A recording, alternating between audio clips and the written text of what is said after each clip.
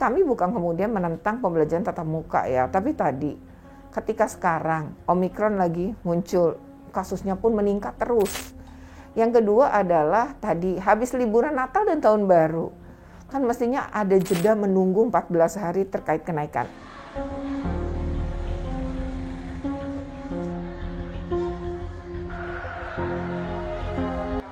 Kemendikbudristek mendengar dan memahami bahwa saat ini beberapa daerah terjadi lonjakan kasus COVID-19.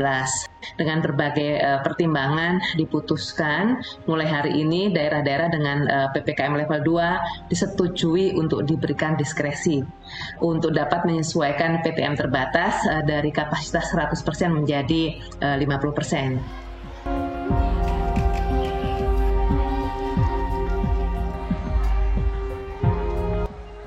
Benar-benar harus dipersiapkan, bukan hanya dari pihak sekolah tapi juga dari pihak siswanya tentunya. Tapi dengan SKB yang keputusannya dianggap sangat mendadak karena mau tidak mau harusnya kita ikuti itu, walaupun dengan persiapan yang 2 hari kita akan masuk. Keputusan itu kita laksanakan, yaudah bismillah kita laksanakan.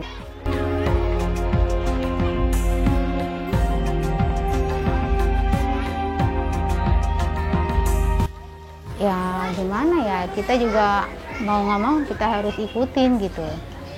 Kita juga tetap ngikutin protokol kesehatan, ya itu sendiri. Di daerah sini, daerah Tambora kan penduduknya padat.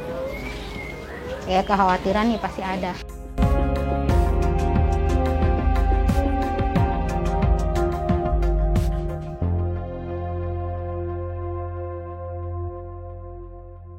Anak-anak, Assalamualaikum warahmatullahi wabarakatuh.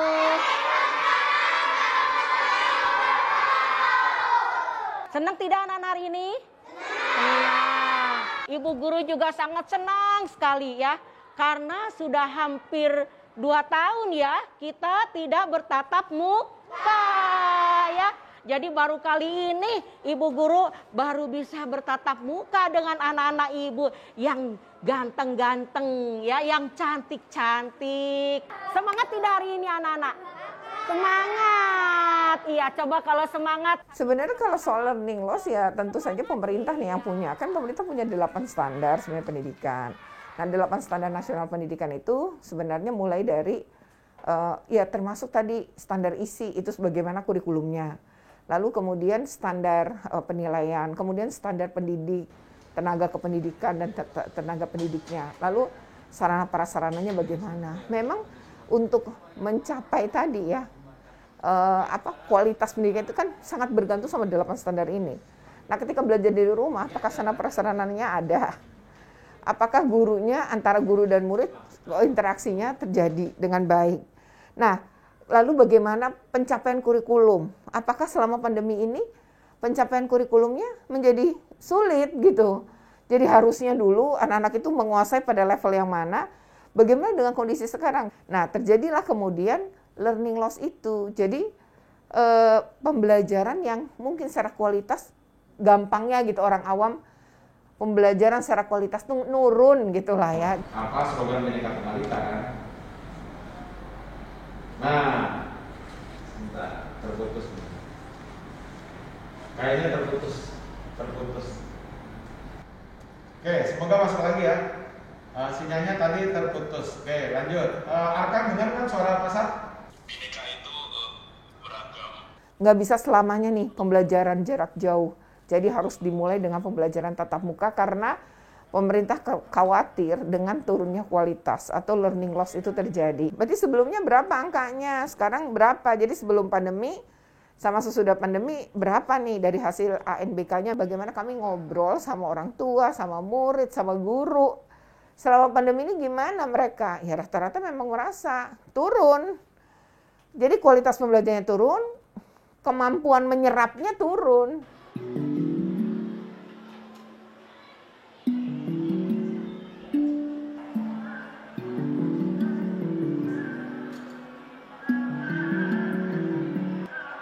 Bahwa ketika anaknya mulai tatap muka yang separuh-separuh itu, Di situ mereka mulai kaget. Misalnya anak SD mulai ketahuan, oh ternyata kok anak-anaknya kaku ya megang pensil, pulpen. Nah, jadi ini selama ini siapa yang nulisin nih? Yang kedua, baca. Ternyata anaknya waktu kelas 1 udah mulai bisa baca. Kena pandemi kan di Maretnya. Lalu naik ke kelas 2 tuh bulan Juli. Kan Maretnya mulai belajar di rumah, Juli. Nah, ternyata anak-anak ini tidak berlatih membaca nampaknya. Jadi ketika masuk lagi, gurunya harus ngajarin baca lagi.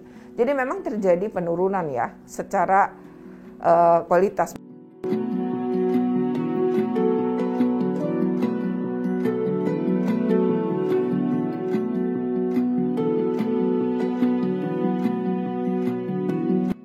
Karena PJJ banyak kurangnya. Pertama memang mereka secara IT mungkin anak itu lebih pintar gitu kan.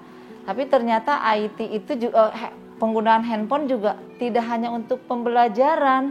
Mungkin pembelajaran hanya 1 atau 2 jam bisa mereka itu.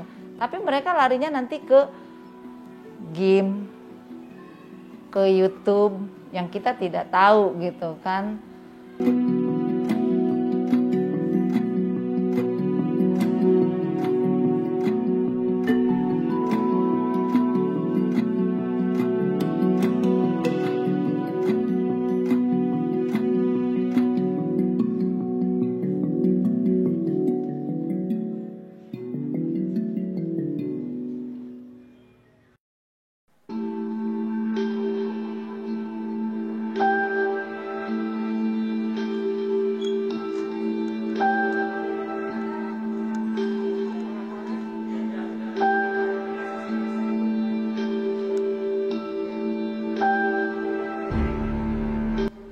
Kalau kami KPAI sih jelas ya, kalau dalam konvensi hak anak di masa pandemi itu, maka hak yang pertama harus dipenuhi sebenarnya hak hidup.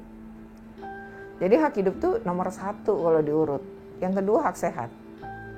Jadi anak-anak hidup tapi harus dalam keadaan sehat gitu kan, maka hak sehat. Nah yang ketiga baru hak pendidikan.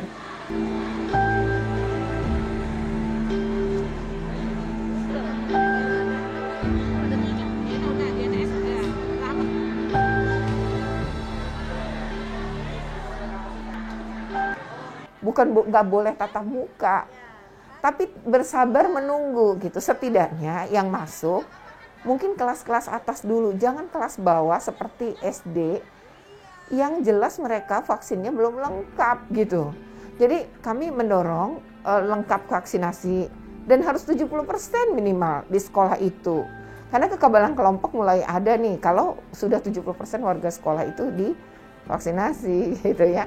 Jadi kalau kami itu bukan menentang ya, sama sekali kami tidak menentang, tapi hak anak-anak yang utama memang hak hidup, hak sehat, dan barulah kita urutin di hak pendidikan. Jadi 3 tingkatannya begitu.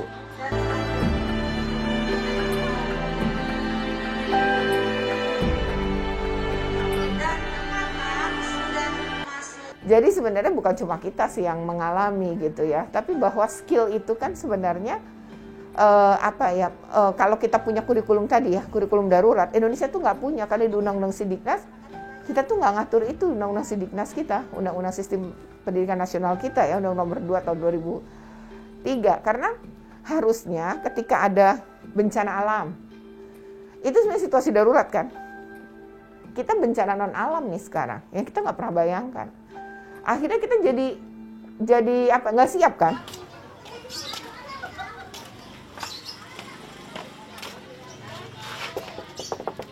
Assalamualaikum.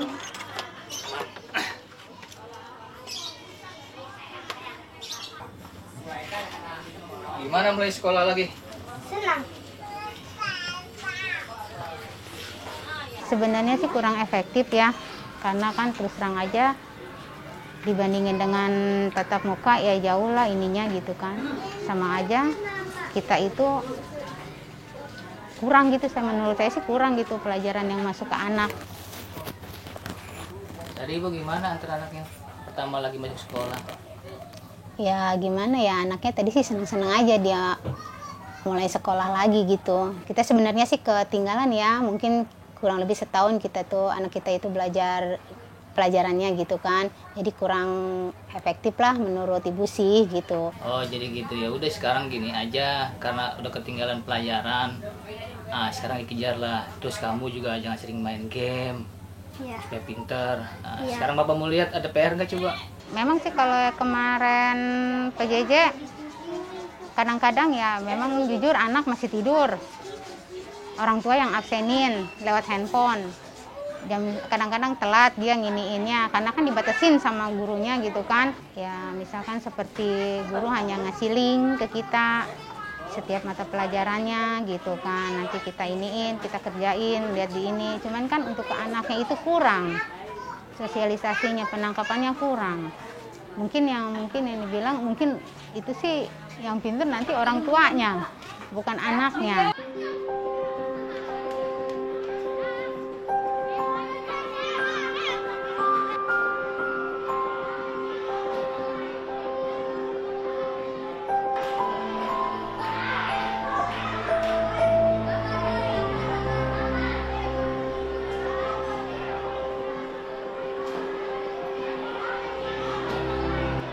Selamat pagi. Alhamdulillah. Apa kabarnya anak-anak hari ini? Alhamdulillah luar biasa.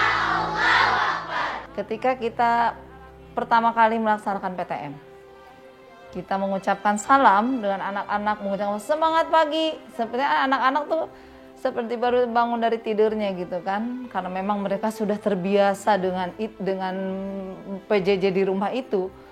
Banyak bengongnya gitu kan, ketika ditanya juga ayo, butuh waktu untuk mengembalikan anak-anak yang biasanya kita belajar bertatap muka gitu kan. Banyak keluhan-keluhan, akhirnya yang terjadi saya lihat sendiri gitu di lingkungan tempat tinggal, justru dengan adanya pandemi ini bukan membuat anak-anak lebih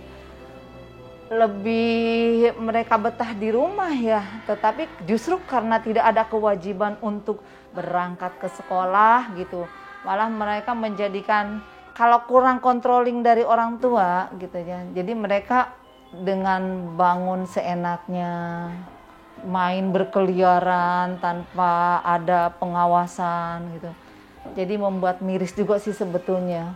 Oke, baik anak-anak, hari ini kita akan belajar tematik muatan IPA. Ya. Tema 6, subtema 3 pembelajaran pertama tentang konduktor dan isolator. Siapa yang masih ingat apa bedanya suhu dengan kalor? Nah, begitu masuk kelas, aduh, PR besar untuk kita para guru. Kita seperti harus mengajarkan kembali calistung, membaca, menulis, dan berhitung. Betul Mas. Sangat perubahan yang sangat besar gitu. Bukan perubahan yang semakin baik, semakin bagus, semakin pintar anak, tapi ternyata kebalikannya. Seperti saya mengajar di kelas 5. Saya jadi sekarang harus kerja rodi untuk melatih kembali mereka untuk menulis.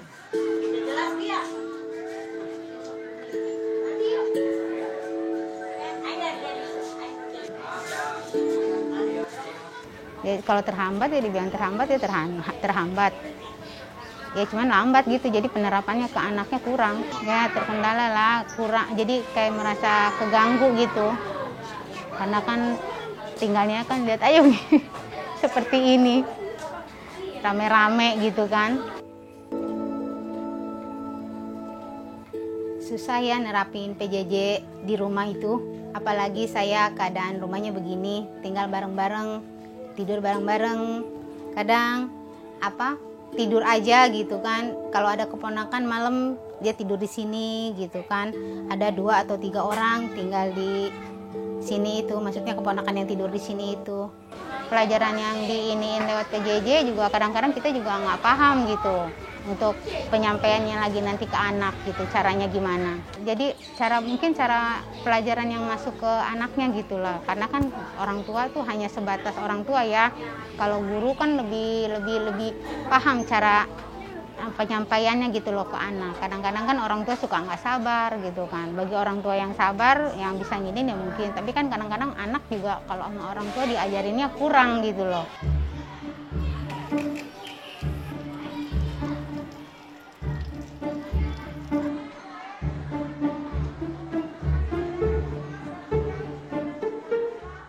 Kalau kita lihat dari sarana dan prasarana, memang untuk sekolah negeri tidak seperti swasta ya Mas ya. Ukuran ruangannya juga memang kita terbatas. Harusnya misalkan 32 siswa itu dengan kalau kita mengikuti proses kesehatan berapa jaraknya gitu kan, berapa meter. Tapi akhirnya kita siasati aja menjadi misalkan ya paling enggak setengah meter gitu kan.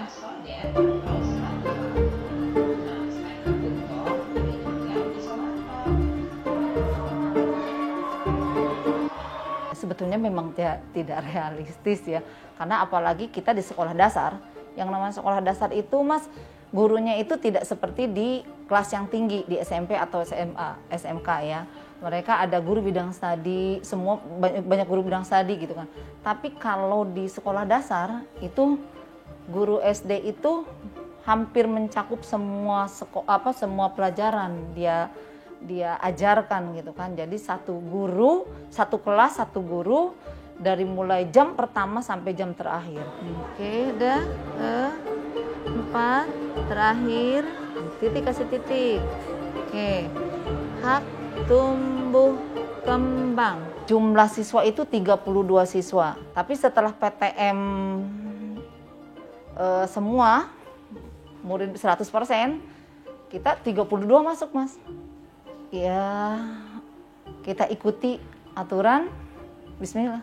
Walaupun ada saja dari siswa yang awalnya mungkin mereka sudah terbiasa belajar di rumah, jadi begitu masuk ke sekolah agak rada malas-malas juga, tapi ya butuh kesabaran kita untuk inilah.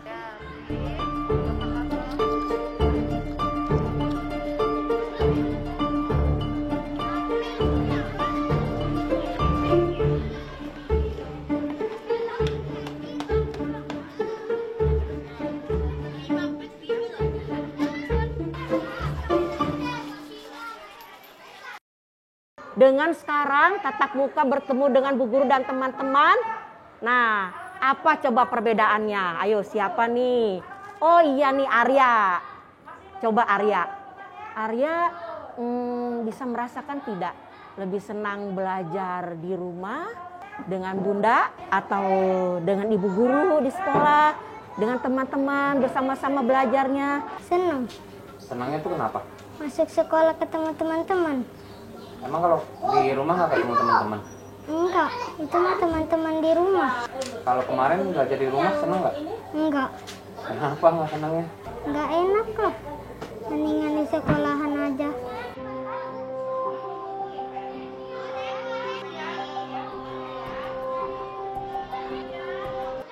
Mengajari anak saya di rumah dengan saya sendiri, dengan apa adanya deh gitu. Jadi ya kalau misalkan anak sayanya ini ya kurang, paling saya iniin ke tempat cash macam itu saya ada, saya ikutin gitu.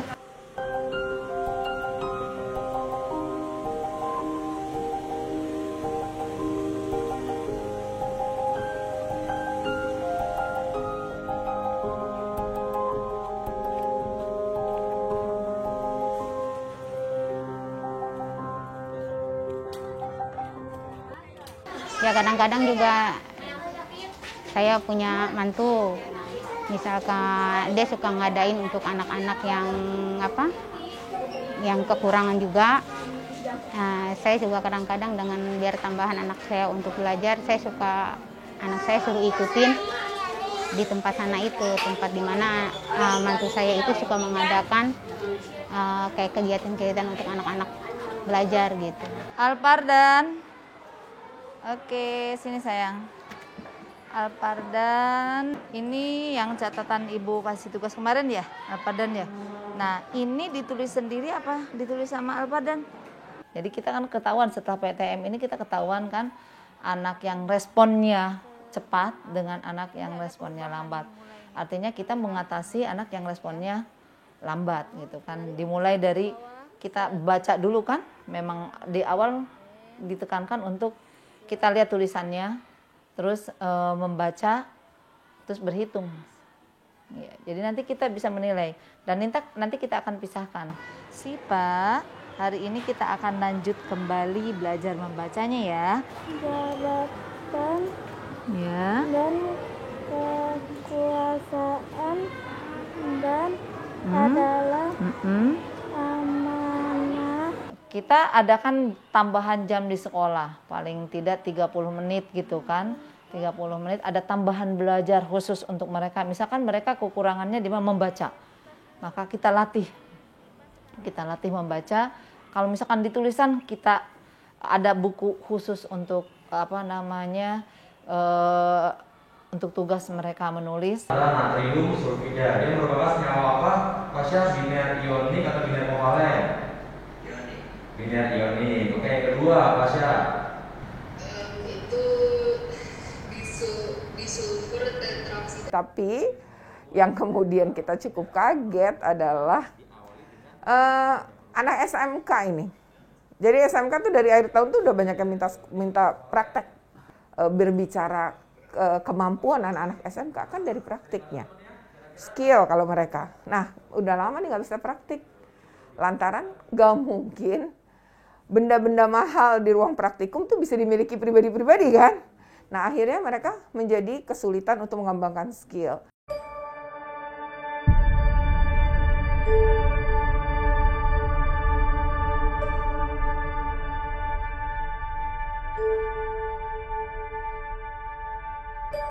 Nah, kita jangan sampai gagap ke depan. Mungkin ini harusnya memang menjadi pembelajaran gitu ya bagi saya. Dan kalau memang anak-anak dan guru lebih enjoy pembelajaran tatap muka, ya wajar mungkin dibanding tatap layar, kan kita lebih senang tatap muka gitu.